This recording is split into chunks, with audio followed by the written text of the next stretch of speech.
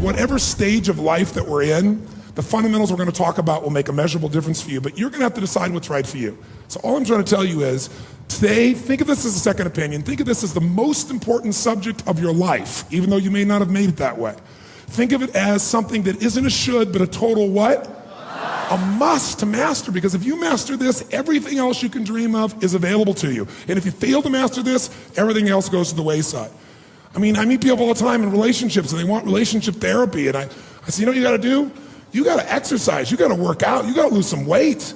You guys are just so tired, there couldn't possibly be any passion. When you're exhausted, there is no passion. And people say, okay, well, I'm gonna really work on a plan and I'm gonna organize things and I'm gonna find the best trainer. And I come back and I'm talking to them a week later and they're still planning things. This woman's telling me, no, but I'm gonna get the best trainer. I got the very best trainer, organize this. I said, ma'am, with all due respect, you don't need a plan, you need a trainer, you need somebody who gets behind you and just yells, run!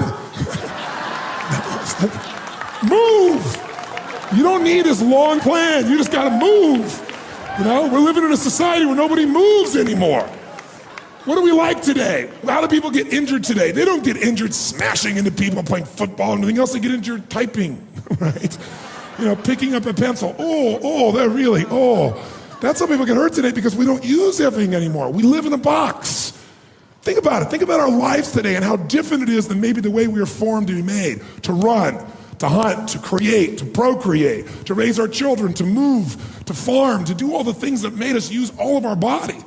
Today, what do? You wake up and you have this box life. You have a box breakfast, right? You get in your box car, you drive to your box office, you load up a box elevator. You don't use the stairs, of course, right? You go to your box office where you type on a box, talk on a box, right? Go into a box room for meetings, right? Sure enough, got a little box you can type on, listen to music on, box, have your box lunch, drive your box home, or get in the train or subway, and another box home, get home to your box, and then turn on the box, type on a box, message on a box, and maybe go get a cylinder to change your state, right? Maybe. And most people's idea of exercise in our society today is fill the tub, pull the plug, and fight the current.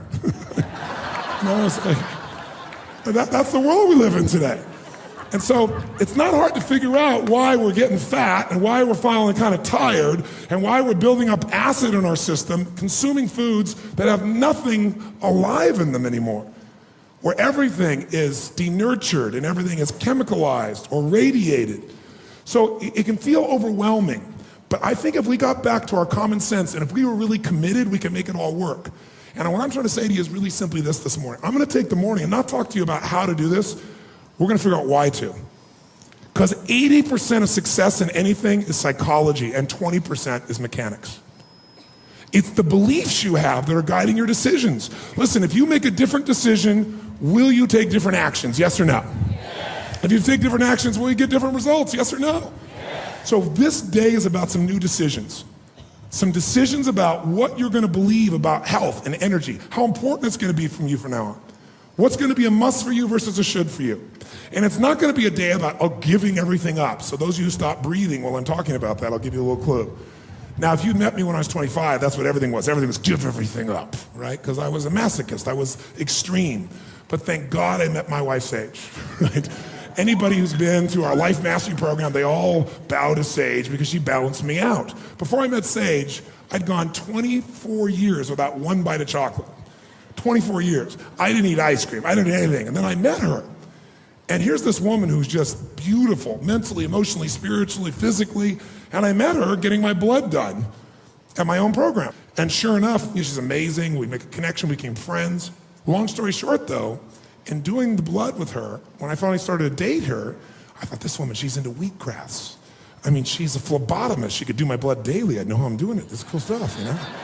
You know, it's really cool. She's an acupuncturist, right? So she can do acupuncture. I'm like, wow, you know? And frankly, I have, a certain amount of pride in my understanding of vitality and health and my ability to execute in that area. But I mean, she blew me away in what she knew in this area. She's had a practice for years. She worked with people that are dying to help turn them around, and some of them that are dying that are gonna make a transition. She's there for them emotionally in hospice. So she's an unbelievable woman. So we go out on a date. And we're talking everything else. And at the end of the day, I'm thinking wheatgrass, we're gonna have greens. I mean, she's gonna be the easiest lifestyle in the world. I mean, being around her will be so easy. And she orders a hot fudge sundae. I was like,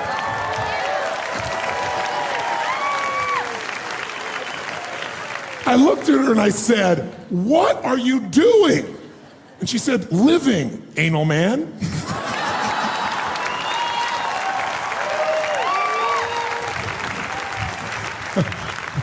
And I said, are you crazy or insane? She goes, everything's in balance. You don't have to be so extreme every single moment of your life. She goes, here's my theory. It's called zig and zag. She goes, I zigged. I live this stuff 90% of the time, but I give myself the chance 10% of the time to play and enjoy. I was like, ooh, I didn't like that at all. Playing and enjoying, right? Food should not be entertainment. Because, you know, it took an unbelievable amount of discipline to create the changes and momentum in the other areas of my life, and I applied it here too. But fortunately, I've matured a little bit, and now I have ice cream every now and then, and I have just about everything every now and then because I want to be with my wife. And it's actually put a balance in my life. There's actually a relaxation, there's an enjoyment. When I'm doing things that are healthy, I enjoy being healthy because it doesn't feel like I haven't do this, it's because I'm choosing to. And I know I always have the freedom to choose something else. But I choose, the vast majority of the time, those things that give me more energy because once you feel this kind of vitality in your body, you never want to go back.